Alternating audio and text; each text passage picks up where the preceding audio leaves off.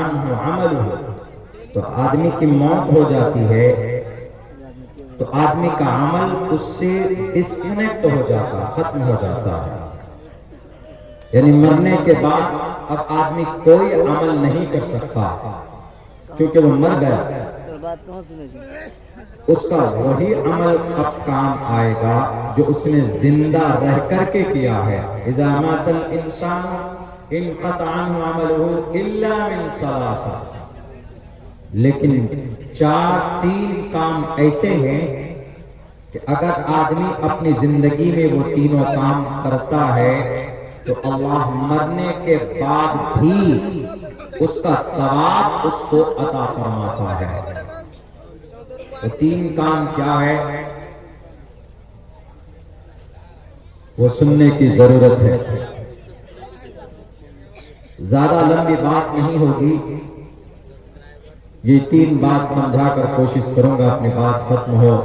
میں جانتا ہوں کہ آپ لوگ اس وقت نیند کی بڑی قربانی دے کر یہاں پر بیٹھے ہوئے ہیں۔ الا من ثلاث، پہلا نمبر الا من صدقۃ جاریۃ، پہلا کام کیا ہے؟ اگر وہ انسان اس دھرتی پر اپنی زندگی میں صدقہ جاریہ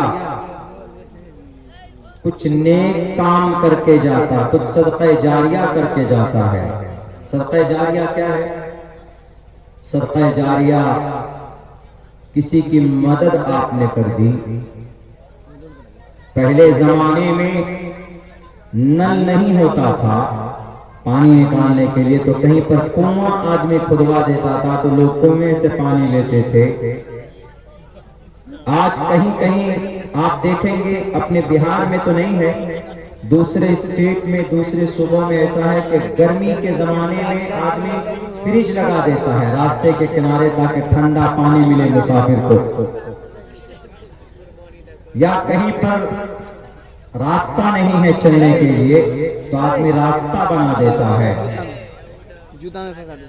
یا کہیں پر کوئی انسان کوئی ایسا کام کر دیتا ہے جس سے 10 آدمی اس سے نفع اٹھاتا ہے، فائدہ حاصل کرتا ہے، تو یہ کام صدقہ جاریہ ہے۔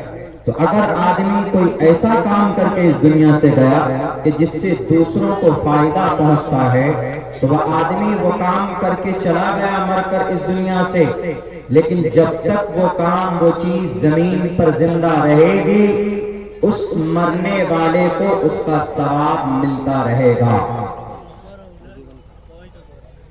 اور دوسری چیز کیا ہے؟ اور علم ينتفع به، اگر وہ مرنے والا انسان، جیسے یہ مدرسہ ہے، اگر کوئی مدرسہ بنا دیا، سب نے مل کر مدرسہ بنایا، ہزاروں روپے جمع کیے، لاکھوں روپے جمع کیے، مدرسہ بنا دیا۔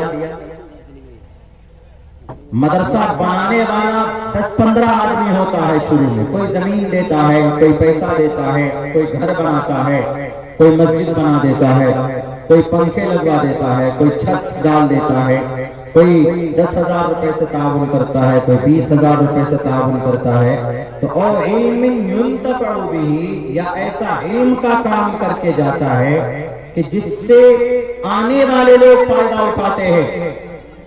مدرسہ بنانے والے 10 آدمی تھے یا 15 آدمی تھے یا 20 آدمی تھے، مدرسہ بنا کر وہ چلے گئے دنیا سے، لیکن اس سے فائدہ اٹھانے والا، وہاں پر تعلیم حاصل کرنے والا، ان کی تعداد بہت ہے، اس مدرسے سے کئی سو حافظ پیدا ہوتے ہیں۔ مثال کے طور پر ہمارے آس پاس کے اندر میں جتنے بھی مدارس ہیں، جتنے بھی مدرسے ہیں، وہ بہت پہلے بنائے گئے، لیکن آج بچہ وہاں پڑھتا ہے، حافظ بنتا ہے، اور وہاں سے ناظرہ پڑھ کر حفظ کر کے پھر آگے پڑھائی کنٹینیو کرتا ہے۔ تو جتنے بھی حافظ بنیں گے، جب تک وہ مدرسہ رہے گا یا جب تک وہ مکتب رہے گا، جتنے بھی حفاظ پیدا ہوتے رہیں گے، تو ان ٹوٹل کا ثواب کن کو پہنچتا ہے؟ جنہوں نے مدرسہ بنایا ہے، بھلے ہی وہ مر کر چلے گئے۔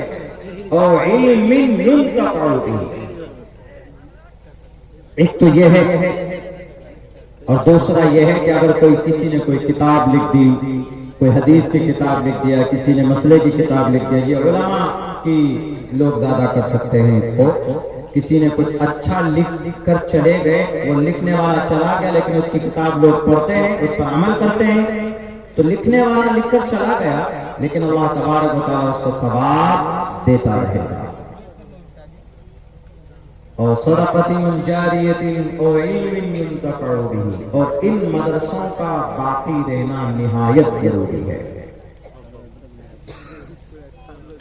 اگر مدرسہ ہے تو شریعت ہے، اگر مدرسہ ہے تو قرآن ہے، اگر مدرسہ ہے تو علماء ہے. اگر مدارس نہیں ہوں گے تو عالم کہاں سے پیدا ہوگا؟ جب عالم نہیں ہوں گے تو مسئلہ کون بتائے گا؟ جب مسئلہ ہی نہیں ہوگا تو مسلمان عمل کس پر کرے گا؟ شریعت کے خلاف کام کرے گا.